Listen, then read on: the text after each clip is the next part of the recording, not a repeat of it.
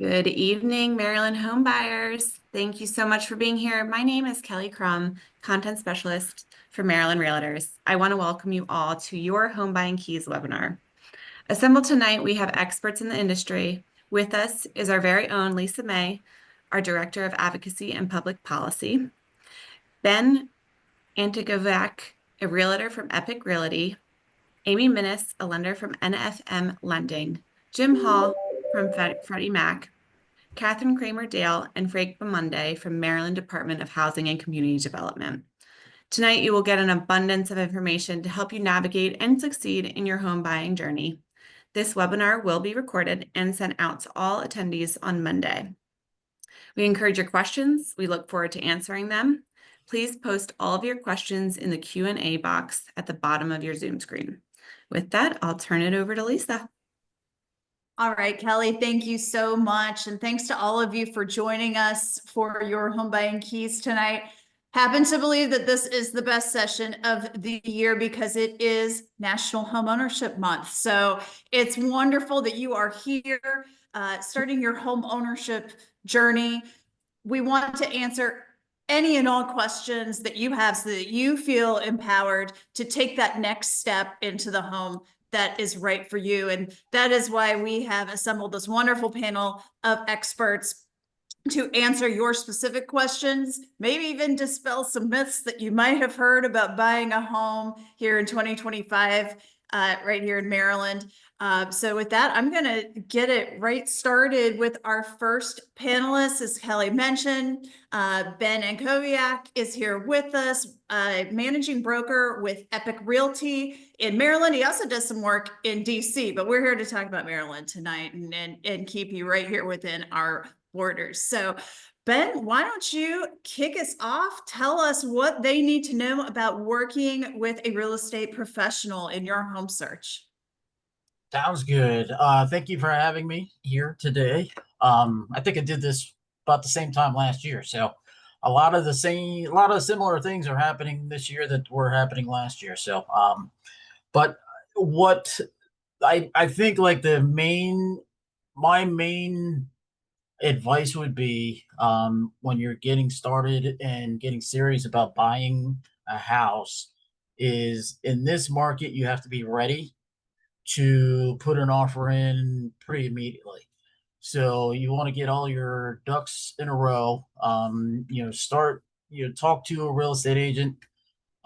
First, they can help guide you in the process, and then they can get you to the right people to speak to about getting pre-approved or pre-qualified for a loan. Go through that whole process about getting qualified for a loan to understand how much you can afford per month for a payment, and then go from there. From what I've seen recently with some of my clients, especially in like Baltimore County, around like Catonsville, Arbutus, Halethorpe, I've had a client that has we've offered on 5 different properties over the past month. And they have been beaten out on every single one of them. And we've gotten like one of the house this past week had 15 offers on it. The house 2 weeks ago had 23 offers on it. And all of the houses are going above at the asking price here. The one that had 23 offers on it, I think it sold for $75,000 over asking price, which was kind of crazy. We were definitely not expecting that, but it's kind of one of those things where we've tried to get out front quickly, and my clients have even tried to offer contracts on the house before it's coming soon status, even before it's gotten listed and gone live. But where the sellers are waiting until open houses, and then they're getting multiple offers right away. So I had a listing myself in Catonsville 2 months ago, and it actually went under contract before it went live. So that's just one of my biggest thing is just be ready. If you see a house that you like, I guarantee there are like at least 5 other people that like that house. So if it's something that you really want, then you're gonna have to act quickly. So that's my main point for this evening. I think is just get yourself ready, get yourself prepared, and and get into it because um, I have a slide. Well, the numbers don't even make any sense because they must be really old, but it just had like basically rent, the price of rent versus what you pay in rent per month per and it adds up per year over the lifetime of paying somebody else's mortgage as in the landlord. If you're paying $2,000 a year, that's or $2,000 a month, that's $24,000 a year. 10 years, that's $240,000.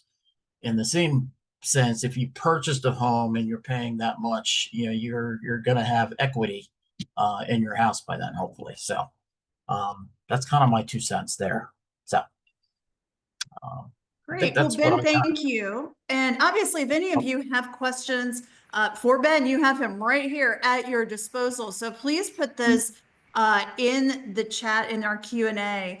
Ben, you alluded to it a little bit, but, there's this perception out there that, the market's really slowing down. Now is not a good time to buy, particularly in and around the DC metro area with, the changes that are taking place within the federal government. And we really just need to wait. The market's going to bottom out. You're telling a very different story. And I'm assuming that there's probably a whole lot of differences between markets, even within Maryland. So how does someone who's looking to buy a home, how do you tell the fact from the fiction of what what's being reported out there? Yeah, that is a very good point.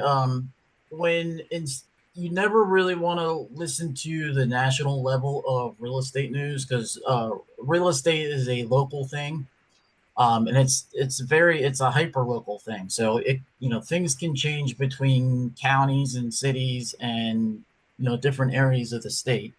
I was actually looking at the numbers before I got on here. Housing prices have gone up for like Anne Arundel County, Baltimore County, Howard County, between 5 and 6%. On the Eastern Shore, it's been a little bit slower. I think the prices have gone down like 3% in the past, for the first quarter. But there's still with the um with the asking price, like most of the asking prices were about 100% of the asking price.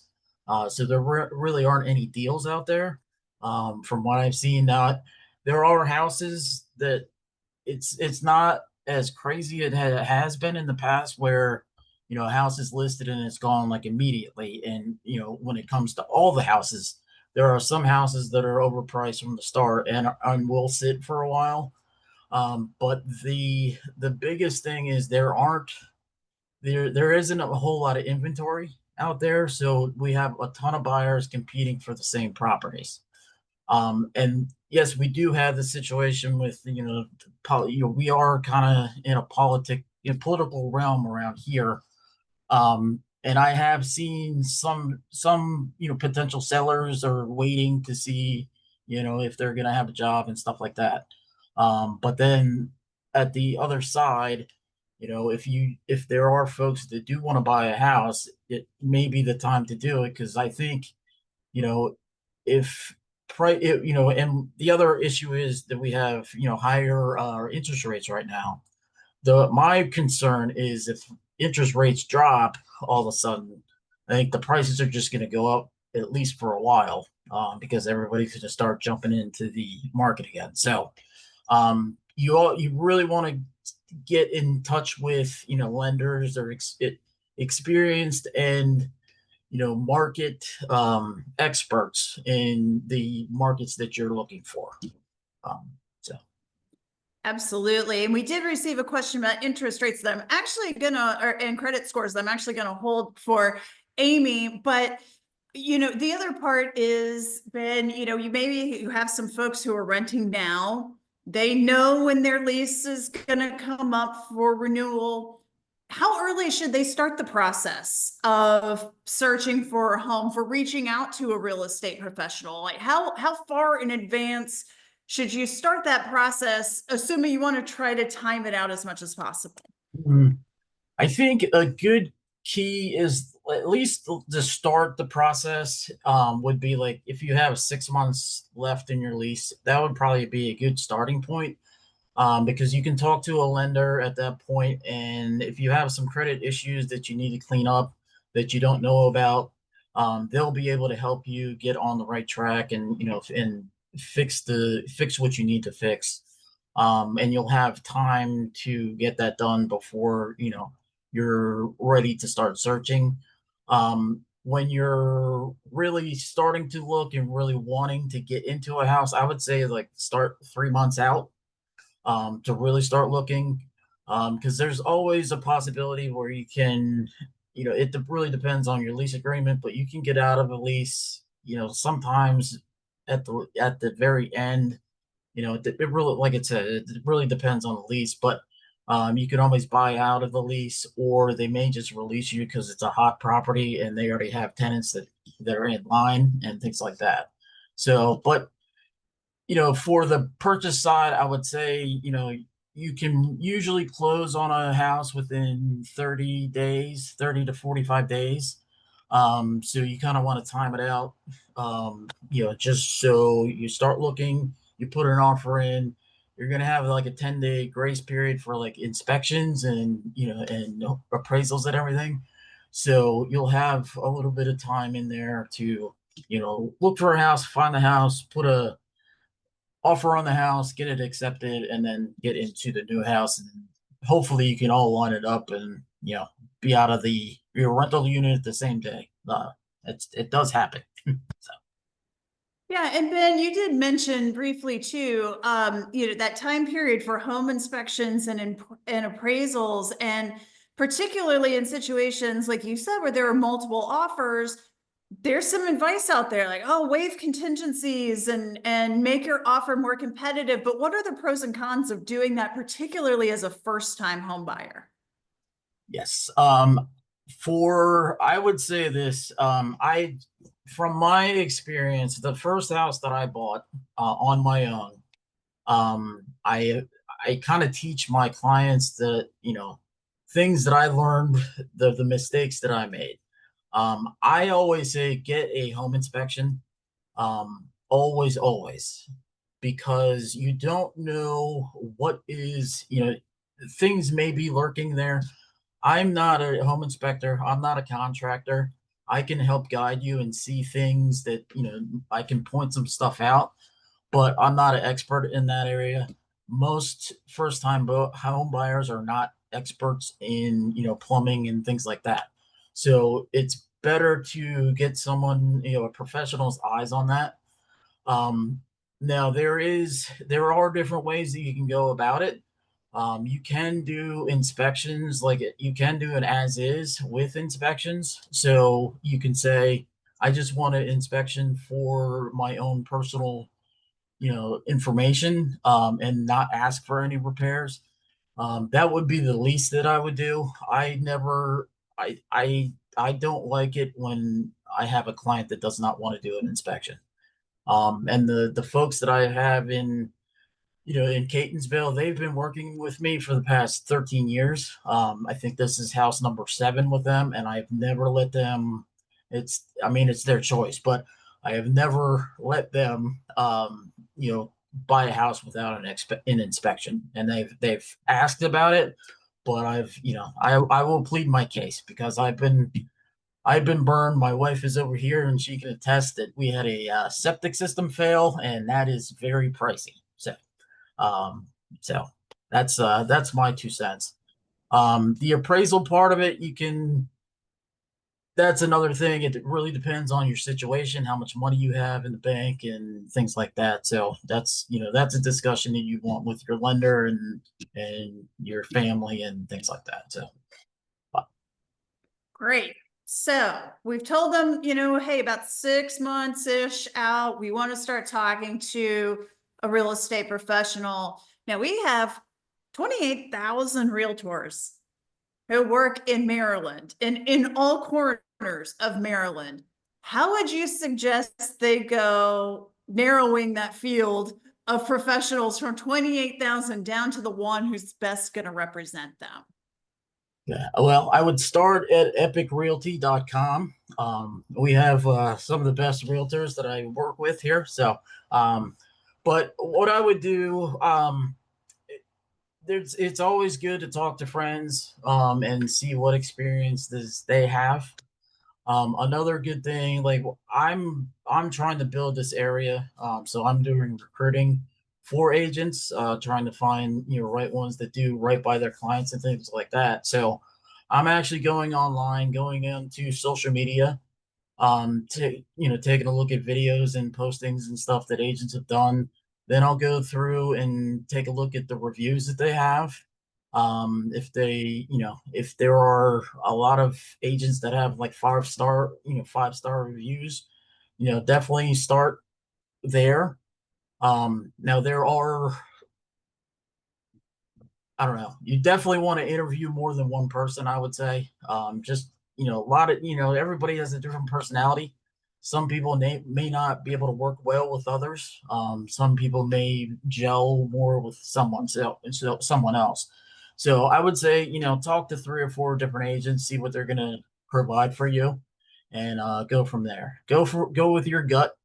But yeah, start the process, talk to friends, go into, the internet, look up social media stuff and go from there. So Great. Thank you, Ben. And we actually have some questions that you can ask when you interview real estate professionals in our first time home buyers guide that's available on marylandhomeownership.com. So be sure to check our site. We have some handy how-tos to make this process much easier for you. Well, Ben's going to stick around with us. So if you think of more realtor questions that you want to ask, please keep putting those in the chat. We can always circle back, or Ben can type out some answers if they do come in. But at this point, I'm going to transition over here to Amy Manis, who is the branch manager with NFM Lending in Baltimore County. Already have some questions lined up for you, Amy, but I'm going to let you do your presentation because you might have some information on those already. Well, thank you guys so much, first of all, for having me. The Maryland Association of Realtors is awesome, you guys, and they do this every single month. So shout out to them. Like Lisa mentioned, my name is Amy Minnis. I am a branch manager and senior loan officer at NFM Lending. We are located right near BWI, so we're very central. Although I'm licensed in Maryland, DC, and Virginia, our biggest footprint right now is in Maryland, and I have a huge, immense love for Maryland, even though I'm originally from New Jersey. I've been in the state since 2011, and I'm not going anywhere. So I'm going to share my screen with you guys, and we'll get started on the presentation. But one thing I really love about real estate is that I was able to purchase my first home at the ripe age of 25. And in doing so, I actually went through the Maryland mortgage program, so shout out to them. And in doing so, now I'm 31 and I'm on house number 3. But there's no way that I could have gotten to house number 3 if I didn't start with house number 1. So for all of our first-time home buyers on here, just know that your first home doesn't have to be the forever home, but what it is a stepping stone to the next home, a stepping stone to something greater. It could make you a landlord, or you could sell that home in the future, take that equity to buy something else in the future. So I really want, if anything, for you guys to come away from this presentation knowing that in real estate, there's so much opportunity to build wealth. And one thing I tell my clients is I really feel like homeownership is the easiest way for the average person to build wealth because it is so stable compared to other investment types. So please feel free to take a screenshot of all my contact information. I run a branch with my husband, so we always say it's like family helping family. Like we want to dive deep, understand your goals, and put together custom scenarios that match what you're looking to do. So it's all about that connection with us. You're not going to be just a transaction or another person in line. Like, we got your back. All right, renting versus buying. I feel like this is important to know because it would be easy for me to sit in front of all of you guys and be like, buy a home, it's absolutely for you. But no, buying a home is a big responsibility. And you really have to think about, is this something that I'm willing to get into? Buying a home, the benefits, there's a lot of them. One, equity. The average appreciation rate nationally in this country is about 4% every single year. And that is not something that you get with renting. So in this country, in this state, the fact that we're in Maryland and homes appreciate about 4% every year, that could mean after year 5, you have about $75,000, $100,000 in equity just by purchasing a home instead of renting. That's just not what you get with renting. So 1, equity. 2, tax deductions. So with renting, that's another thing you don't get. But at the end of every year, when you have a mortgage, you get a mortgage interest statement that shows you exactly how much mortgage interest you've paid throughout the year. You present that to your tax advisor. That might be a write-off to help you bring down your income and help you get a bigger refund at the end of the year, or maybe not have as big of a tax liability. So that's really nice. Then you have the stability of being able to do what you want in your home. If you want to paint the walls, you can do that. If you want to add an addition, as long as you get the permits, you can do that. So it provides more flexibility and stability. Fixed payments. So your principal and interest, as long as you get a fixed interest rate, they're going to remain steady for the life of the loan. Now, there are other things that can change. And if you go on TikTok, there's a bunch of myths out there about homeownership and mortgages. But the things that can change are your property taxes, and your mortgage insurance can go down, which is great. Your homeowner's insurance can change as well. So there are things that can change within the mortgage payment. I don't want you to think that after year 1, it's going to be the same all the way throughout, because that's just not the case. But the stability part comes from that principal and interest payment always remaining the same.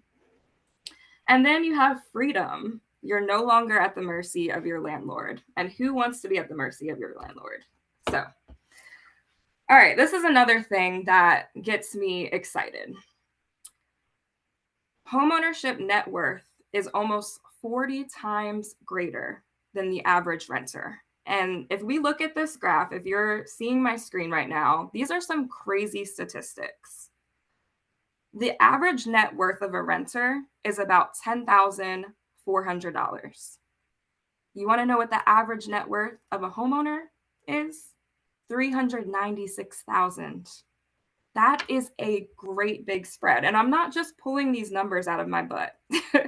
This comes from the Federal Reserve. So these are actual numbers of how homeowners benefit from equity gains. So one thing that's important when you're starting on this journey is to know what to look for in a lending partner. And mind you, I say lending partner because this is one of the biggest purchase transactions you're going to make in your life. So yes, you want somebody that's going to be your partner all the way through. Just like you pick your real estate agent, picking your lender is one of the most important things that you're going to do. And the easiest thing that comes to most people's heads is, let me go talk to my bank. Let me go talk to my credit union. And while that's a great idea to get started, if you're somebody that really wants hand-holding, education, somebody that's going to be there to pick up your phone calls and to really want to see you succeed and be your number one cheerleader, I highly recommend that you go for somebody that's in your local market. And I think, just like Ben said about interviewing your realtor, you want to make sure that you vibe with your lender, because you don't want to feel like just another transaction at the bank. And sometimes working with those bigger banks, it can feel that way. It can feel hard to get in touch with somebody. It can feel like you're in the dark and you don't know where you stand in the process. You want somebody that's going to communicate, be transparent with you, educate you, and empower you as you're making one of the biggest decisions in your life. So that's my spiel on picking a lender. You want somebody that's going to offer you a variety of options that fit your needs. You want somebody that knows first-time homebuyer programs, so that way you're getting the best deal for yourselves. And you want somebody that has a solid reputation. And I would check out their reviews, see if they have a social media presence, see what their clients are saying about them. That's how you really figure out who you want to work with. So another question we get asked all the time is, okay, so I'm ready to start. What do I need to do? Like, should I get pre-qualified? Should I get pre-approved? The best thing you can do is to actually get pre-approved. A pre-qualification is, here's an example. You fill out an application online and it's just asking you basic questions about maybe like what your salary is. It does a soft pull on your credit. It asks you how much money you have saved, but nothing is verified. It's just like spitting out a screenshot of what you might pre-qualify for. That's not really strong because there's nothing to back that up. A pre-approval is when a lender walks you through their full application process. And at my company, we actually can get you fully pre-approved off a soft pull, which is cool. But we go through your documents. If you are a 1099 employee, self-employed, we make sure that we have correct income because we calculate income differently for self-employed people.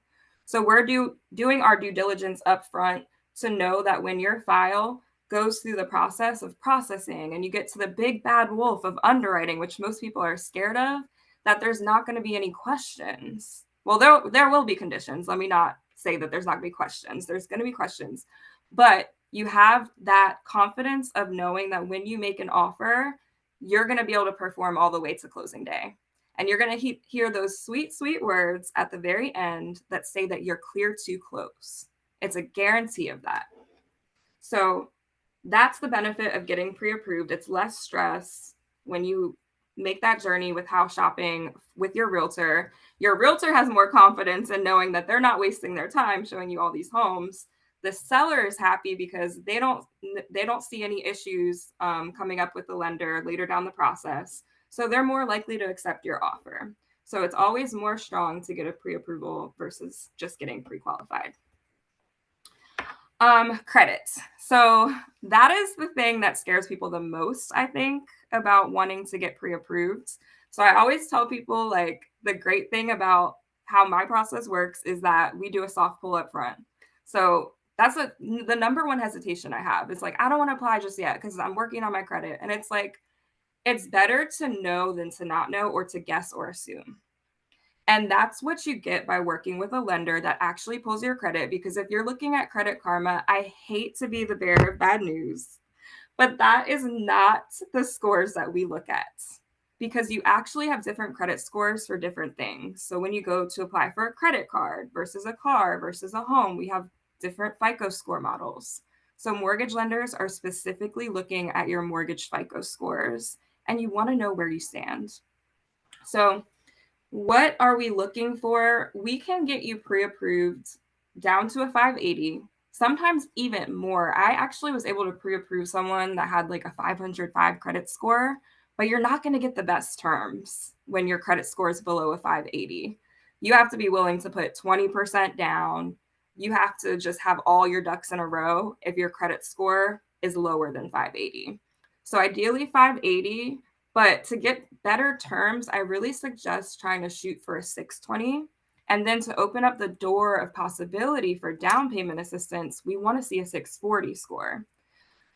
I don't say that to scare you guys from starting the pre-approval process sooner than you reaching that point.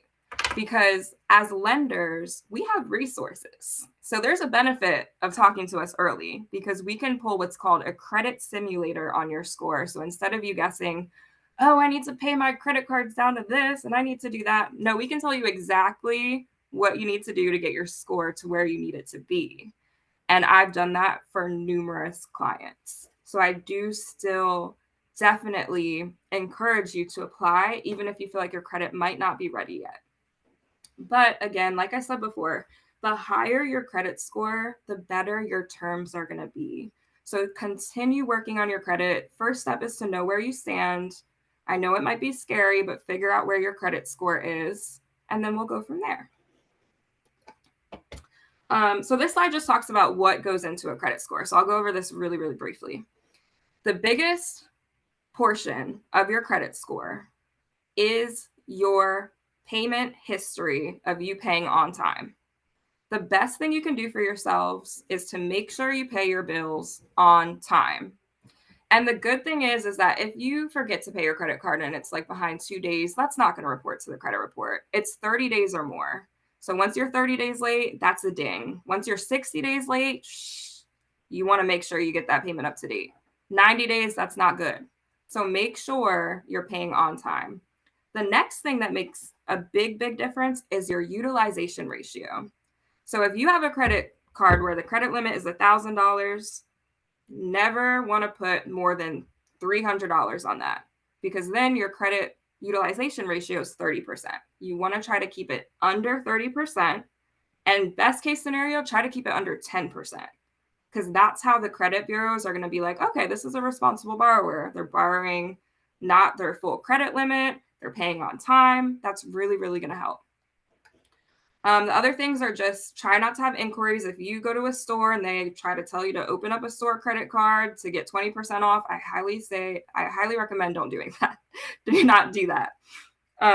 Length of credit history is important, and credit mix. So I wanted to get through that quick so we can get to getting pre-approved and the exciting part, because that's how you get your golden ticket to start shopping with your realtor. So what's needed? As lenders, when we're getting you pre-approved, we want to see your last month of pay stubs. We want to see your last 2 years of W-2s. If you're self-employed or 1099, we need your last 2 years of tax returns. We need to see 2 months of bank statements, photo ID, the credit that we talked about, and then just details about where your money is coming from. But that's where programs like the Maryland Mortgage Program really, really help out.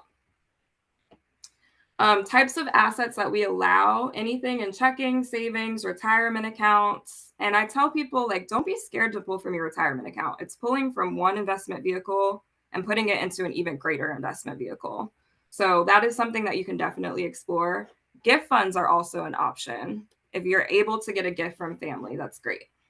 I don't know. Okay, wait, let me go back.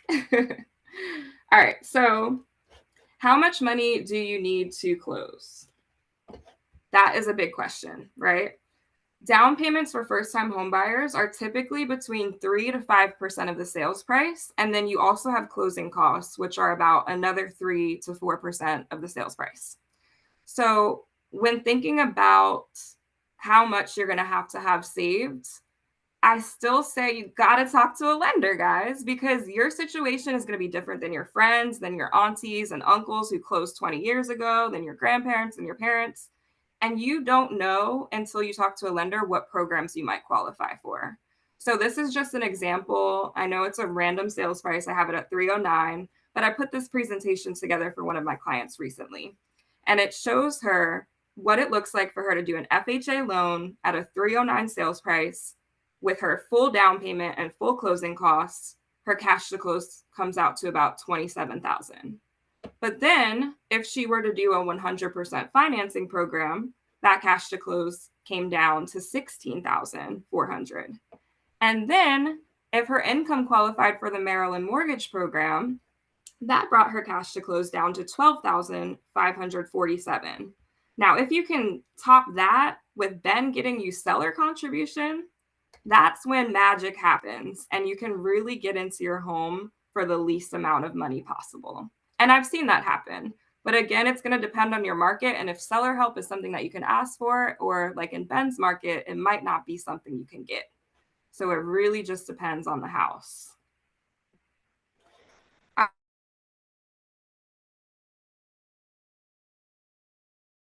All right, so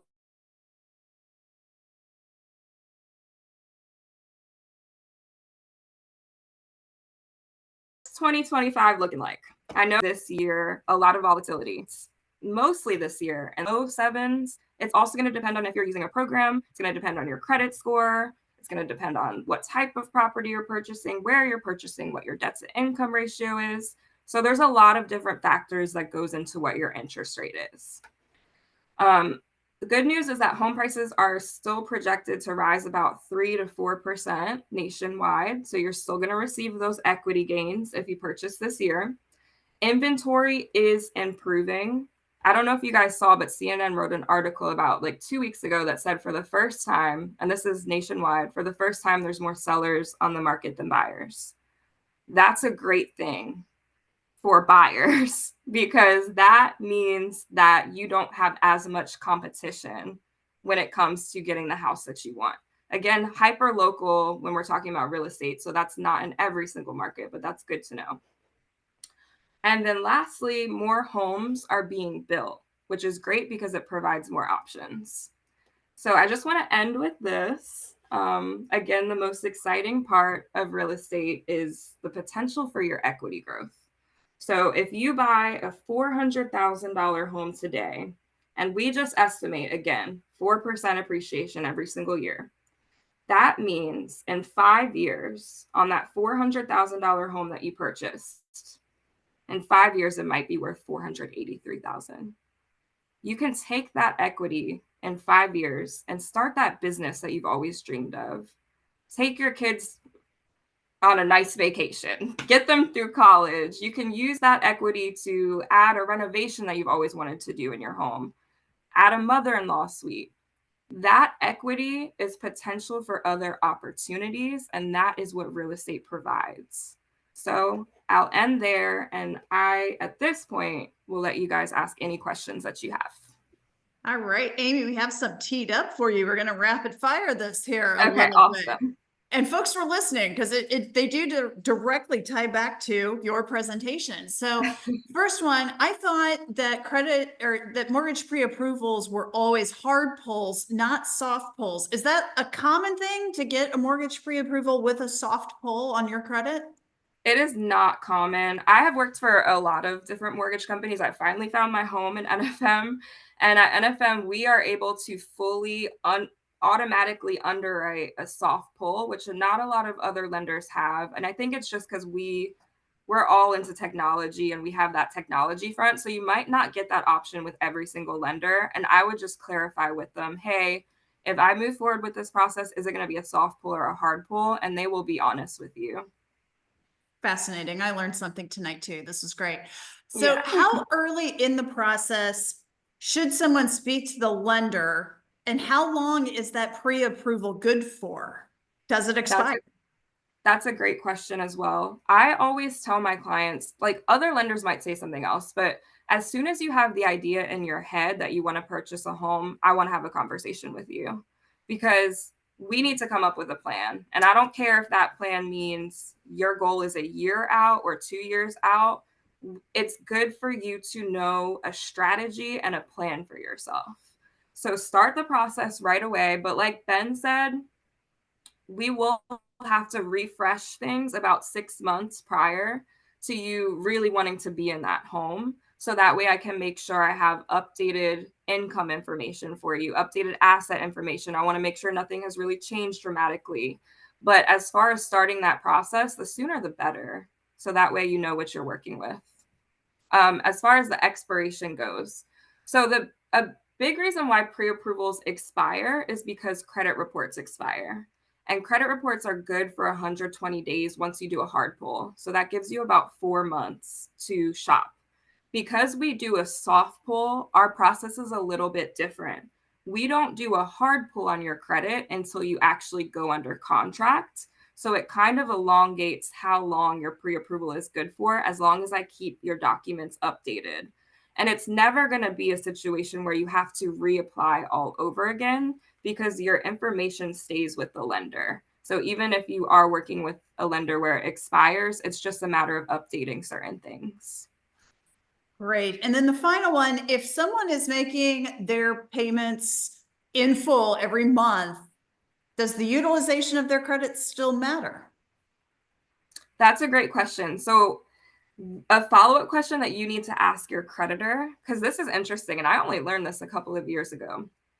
Every creditor has a different date of when they report your balance to the credit bureaus. So just because your statement end date is X doesn't mean that what the balance was at your statement end date was what they reported. So you want to figure out, when do they report my balance to the credit bureaus? because utilization ratio, it does matter. And if you're thinking, oh, well, at the end of every statement period, I'm at 0, so I'm good. My utilization ratio should be good. That might not actually be the case. Another thing is that credit bureaus are interesting because they want you to spend money. They just want to know that you're doing it responsibly. So I've actually seen clients where they've paid off everything, right? All of their credit cards are 0 balances. I've seen their scores actually drop. It's actually better to try to keep a small balance, but show the credit bureaus that you're responsibly paying every single month. So I would definitely figure out, if I were you, when they report, and then make sure with the date that they do report, the utilization ratio is under 30%.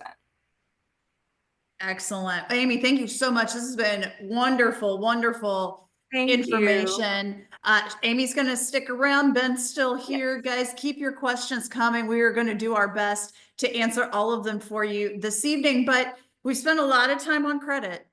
And now we're going to hand it over to another New Jersey resident, a current one though, Jim Hall from Freddie Mac, who has a really cool credit tool that all of you guys can use to ready yourself for home ownership. So Jim, thanks for being with us. Oh, thank you, Lisa. And audience, you're getting great information and advice from Ben and Amy here. And um, I knew Amy was a Jersey girl when the moment she started speaking. So I'm up here in South Jersey, right outside of Philadelphia. Do love Maryland though. My wife and I were down there in end of April at Woody's Crab House in Northeast Maryland. If you ever been there, I'm glad you got some crabs. yeah, it's a great place. So love Maryland. So now the Eagles Ravens thing, that's a different story. We're This is a friendly webinar, Jim. Friendly yeah, webinar. I We're not know. gonna go- But hey, you guys have won the Super Bowl in the past, so it's it's all good. It's all good. So everybody, Jim's flying high right now. Jim's flying high right now. yeah, absolutely. Absolutely. So everyone, I'm Jim Hall. I'm with Freddie Mac. I'm a senior affordable lending manager, and Freddie Mac is a mortgage company, but we're in the secondary mortgage market. So I'm not in competition with Amy here. We do not make loans directly to the public. What we do is we provide liquidity to the housing markets, and we purchase mortgages from companies like NFM and also our partner at the DHCD.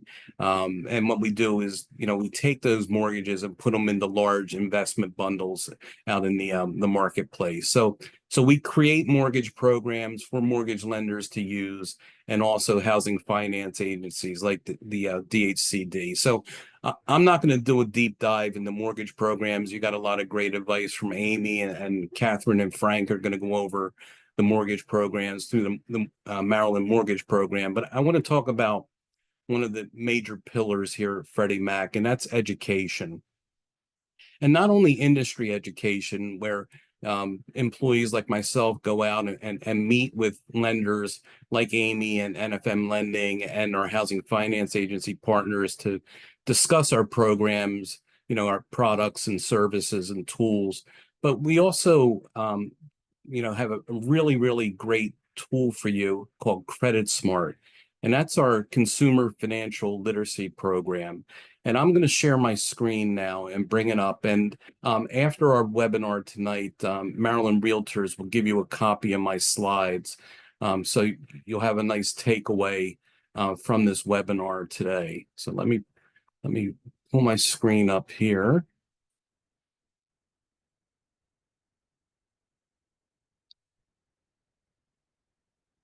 And Lisa, can you see it? Is it up? We got it. Okay, great. All right. So we built Credit Smart over 20 years ago. We did a major enhancement to it within the last 2 years because we wanted to make it more friendly and for especially younger millennials and Gen Zers. We realized that that's where the emerging market is going to be in the next 5 to 10 years as far as home buyers, and we wanted to make sure that from a tech standpoint that it resonated with the emerging market. So the web address for Credit Smart's in the bottom right hand corner here. And this is a free financial literacy tool for you. And what it will do, it will educate you on the fine points of the home buying process and also the mortgage application process. Because, as Ben and Amy had mentioned, you really, need a trusted advisor, a partner to where you can really, go through this process and understand it. So instead of just having a one-way dialogue, with the realtor or the loan originator you're working with, Credit Smart will help you out to where you'll be able to, fully understand the process and have, the great conversations, ask the right questions, with your trusted advisors. So we broke Credit Smart down into two sides, the financial capability side and the homeownership education side. So under the financial capability side, we have the essentials side. And this is where you can go, you can build your own dashboard, you can personalize it, you can track your progress, you can create a notebook, create goals. And the beauty of this is that you don't do this all in one setting. The essentials is something that you keep for your whole homeownership journey. And it has, bunch of modules for you to really focus in on. We want you to be able to understand the importance of setting financial goals. That's the first module. So it's important to know how to budget. And then also in the second part of it, we want you to understand the importance of earning and then controlling your money and with proper spending. And then also we want you to learn to be a savvy borrower. And that's by building your credit, increasing your credit score, eliminating debt, and borrowing smart. And all this, goes back to what Amy said. This is going to be probably the biggest financial decision you're going to make in your lives. So understanding, all these items are really going to help you achieve that. And then we also want you to understand the importance of saving money. And that's very, very important because, it's exciting, to work with Ben and, get that house and then work with Amy and get your mortgage approved and your mortgage closed. But once you put that key in the door and you walk in for that first time, I mean, there's so much more than being a homeowner. And I've been a homeowner for 35 years now. You have to furnish it. You have to buy all the essentials, for the inside and the outside. So you really have to understand that, it's just not all about buying the house. And also, I can remember when we bought my first house, 35 years ago, my father said to me, Jim, you need a rainy day fund. And I was like, well, Dad, what is that? And he goes, well, things are going to happen. You're a homeowner now. Emergencies can occur. You're going to need access to quick cash to take care of things. And then lo and behold, 2 years into my home ownership of the first house, our water heater went, flooded our basement, and our basement was partially renovated, ruined the carpet. But I listened to Dad. I had some quick cash. I was able to take care and pay and clean up the mess while I put in my insurance claim. So it's things like that, us as fiduciaries, people that are, working in your best interest and counseling you, need to get across. But also Credit Smart will help you with that also. And then at the end, prepare and protect, because, this is your asset. You're going to gain wealth through equity. So making those mortgage payments is paramount. It's critical. And that way, you can build equity, like I said, and then ultimately pass down, generational wealth, to your children and grandchildren. So, ultimately, no mortgage company or bank wants to foreclose on a property. So it's important to understand that aspect also.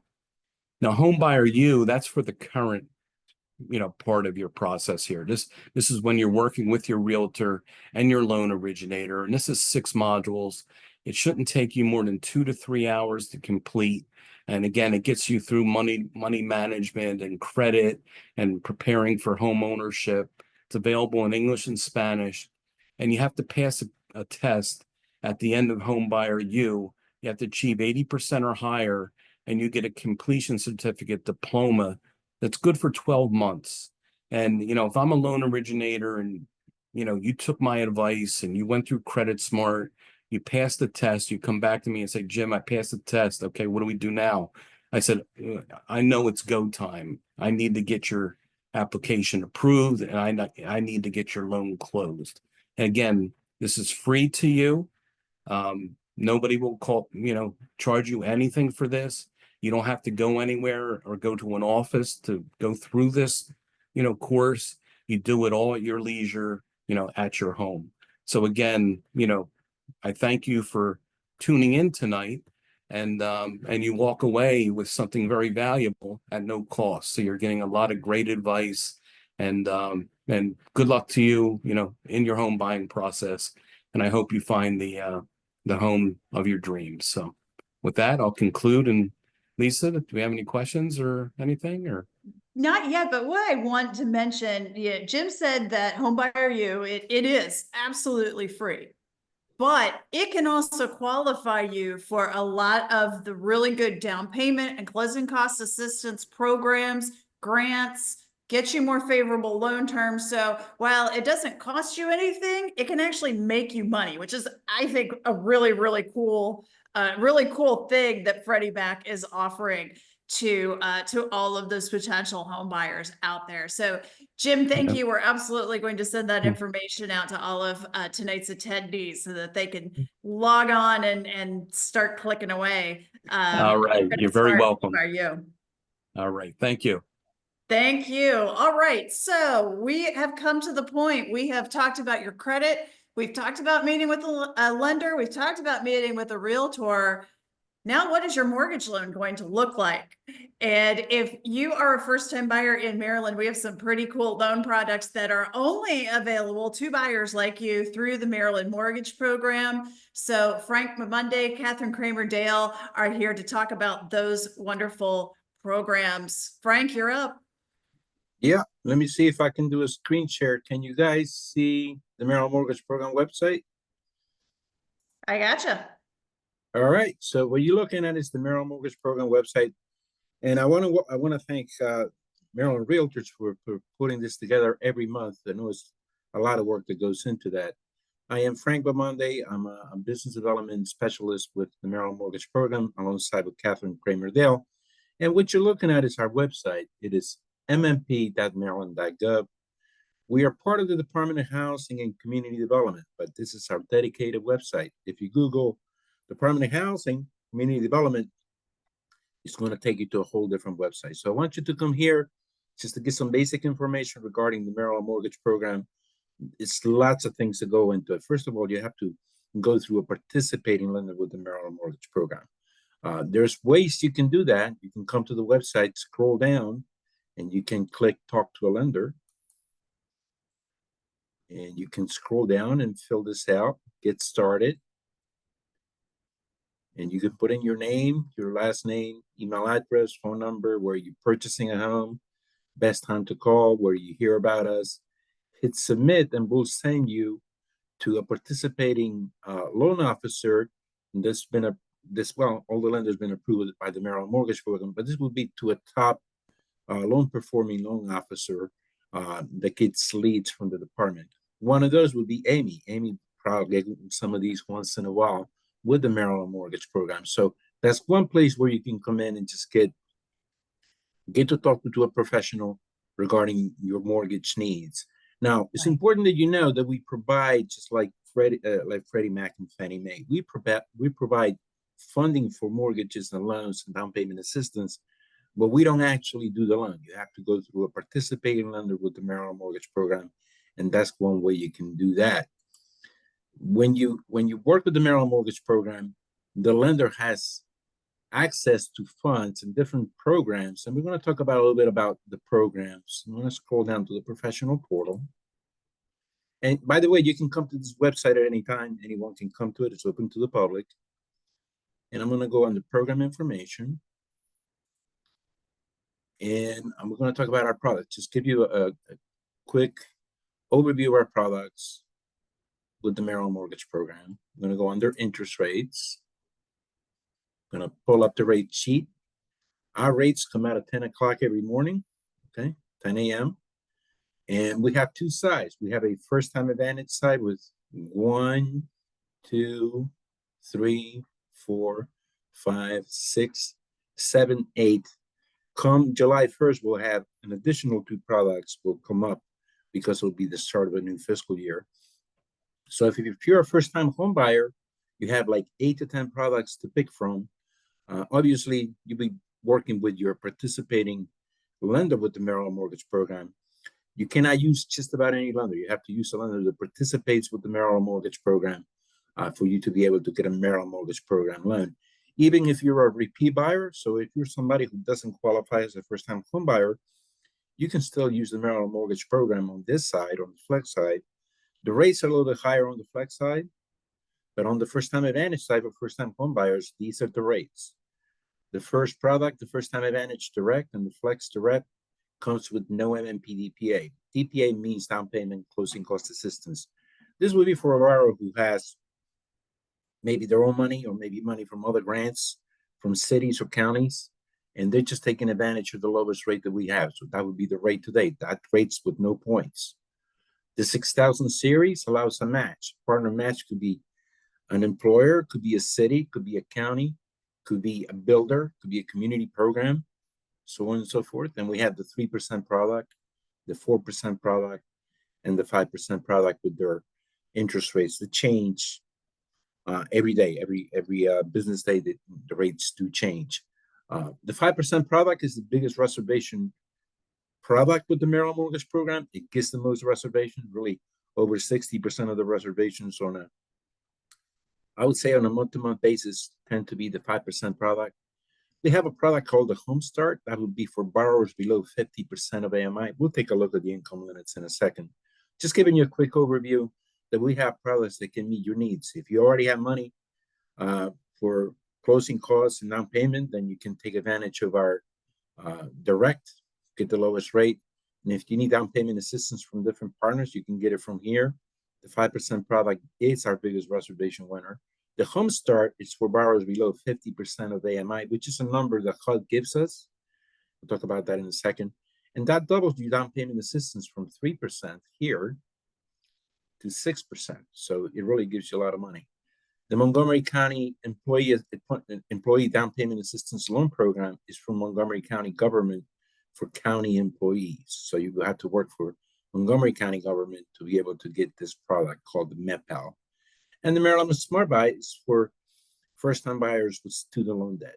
So if you have up to $20,000 student loan debt, we'll pay off your student loan debt and it'll be forgiven over 5 years. So you'll have to remain in the home for 5 years. We have an option with no DPA, no down payment assistance, an option with $6,000 in down payment assistance. And if you're a borrower selecting Home Start below 50% of AMI, and you have $20,000 in student loan debt, we'll pay that off and we'll double the down payment assistance. I do want to say that all of our down payment assistance products must be paid back when you sell the house, refinance, or no longer live in the property. So they're not grants, these are loan products. So just be mindful of that. So let's get out of the products and take a look at the income limits, since we don't have a lot of time. Income and purchase limits for the Maryland Mortgage Program.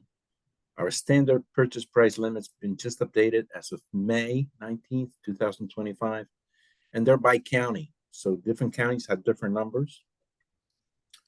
For some counties, you'll see that it says non-targeted grayed out. That means the whole county's targeted. What does that mean? Targeted areas is a designation from the feds, which qualifies a borrower as a first-time home buyer in a targeted area, or it may qualify you at a higher income limit. So see here, if you were looking to purchase in Anne Arundel County, if you're purchasing in a targeted area, the income limits are higher than in non-targeted areas, and you may qualify as a first-time home buyer in a targeted area.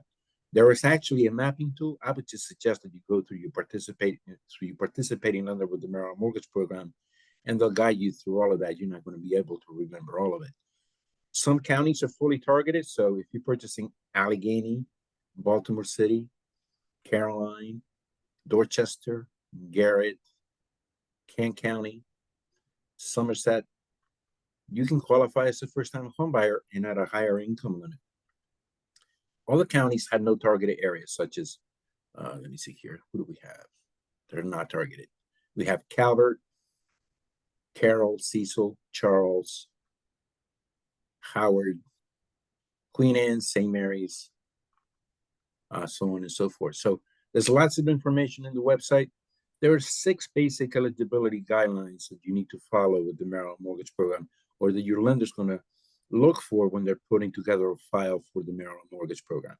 So they're going to be taking a look to see if you qualify as a first-time home buyer first. You might qualify in a targeted area, or you may qualify if you never owned a home before, or you may qualify if you haven't been on a deed or on a deed of a home in the last 3 years of a primary residence. You may even qualify as a first-time home buyer if you're active duty military or you're a veteran. And there's specific documentation that goes with that your lender will have to put together.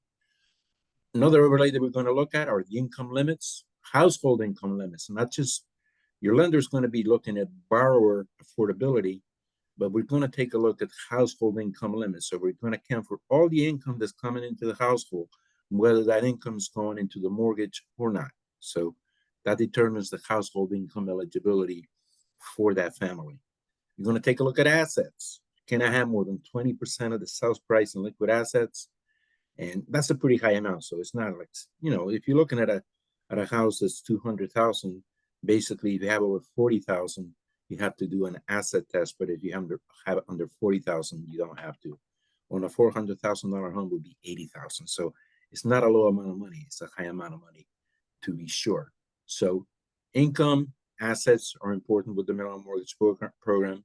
Home buyer education is a requirement. So if you take Jim's class with Freddie Mac, you can qualify because they're an NIS approved housing counseling outfit, so they would qualify for the Maryland Mortgage. NIS stands for National Industry Standards.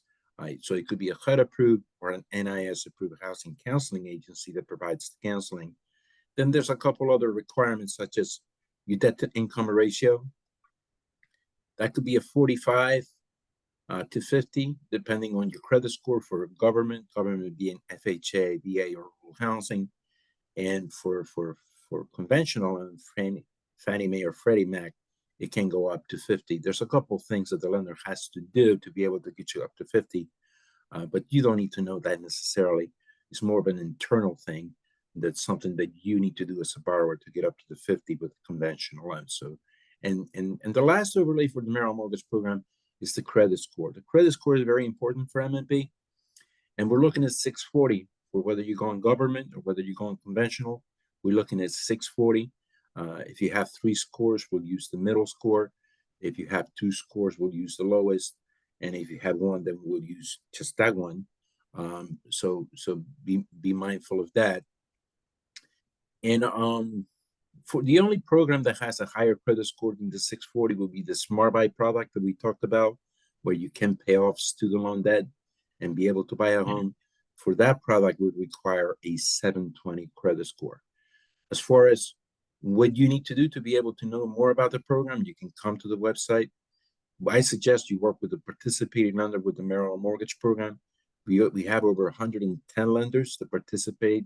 Some are banks, some are mortgage brokers, some are small community banks, some are credit unions. So you can just pick whoever you want to work with, or you can go with NFM Lending, one of our top producing lenders with the Maryland Mortgage Program, and they're very experienced in getting a loan to close. They talked earlier about getting a loan to close in how many days, and really you can get a Maryland Mortgage Program loan to close in 45 days, just like any other loan. In some cases, you may be able to use Maryland Mortgage Program down payment assistance funds in combination with city and county funds, and sometimes you can stack them one on top of another. That happens a lot in places like Baltimore City, Baltimore County. Any county that has down payment and closing cost assistance can do that in combination with the Maryland Mortgage Program. And if that happens, we'll allow the city or the county to move into second place in the lien stacking order, because the liens need to be recorded. First mortgage will be a mortgage, second mortgage could be a city or a county, and if there's any other funds, they will go into third place with the lien stacking order. And also for you guys to know is when when your lender works on a Maryland mortgage program loan, they're going to be funding this loan all the way through closing. So we're not cutting them a check for you to go to closing. And they'll close the file, send the closing package to us. We'll approve the loan. We'll issue the closing documents. They'll take them and go to closing with their own funds.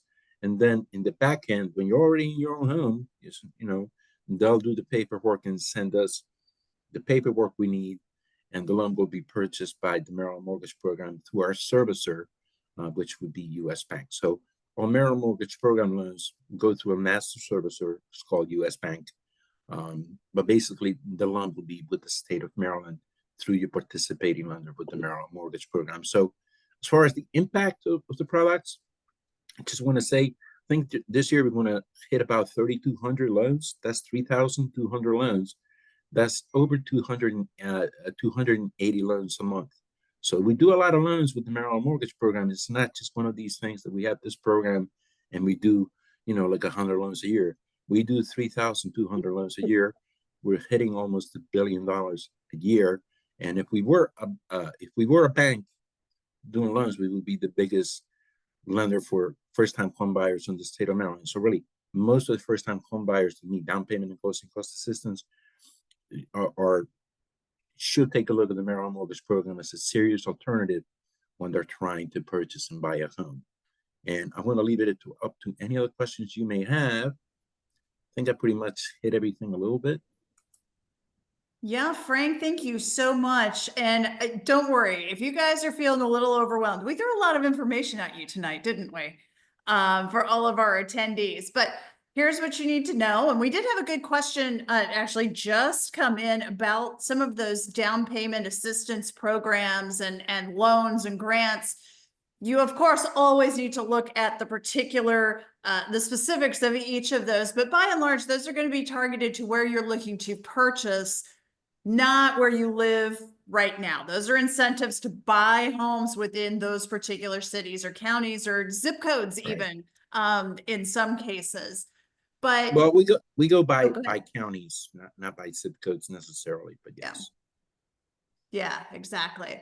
So listen, guys, we're a little over time, but that's okay because you got so much wonderful information. And what you need to know is you find a wonderful qualified Maryland mortgage approved lender like Amy. You find a realtor who works really, really well with first-time home buyers like Ben. You take Jim's credit worthiness, credit building tools, and then you can go and get yourself a Maryland mortgage program loan product. And before you know it, you'll be right there in home ownership. So everyone, thank you a bunch for joining us tonight. It's a summer evening. We know that your time is valuable, but so too is becoming a homeowner. So thank you for being here. And on behalf of Ben, Amy, Jim, Frank, Catherine Kramer-Dale, and our host, Kelly Crum, thank you. Best of luck on your home buying journey. Have a great evening. All right. Thanks a lot. Good night, everyone. Thank you. Bye.